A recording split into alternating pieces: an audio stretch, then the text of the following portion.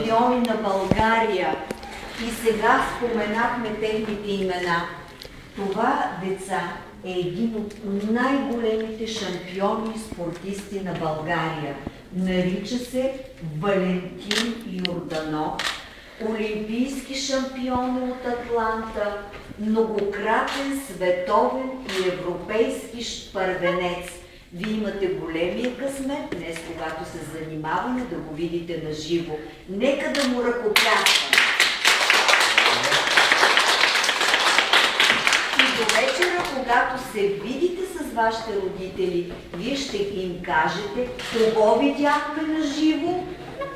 Валентин Йорданов, олимпийски шампион по борба.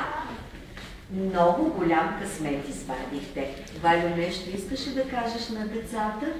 Не. Искам да кажа на децата, че трябва да познават историята, за да имат бъдеще. Тук е събрана историята на българския спорт и се надявам от тях някой ден да напоканят на това место. И да награди си с нещо, точно така. Народа да се занимават повече спорт, защото спорта възпитава, дисциплинира и ще радват и вашите родители, вашите приятели и нас също. Аз много благодаря на господин Йорданов. Искам да им стисна на всички. Заповядай, Ваня. Много хубав жест. Чудесно. Дечица.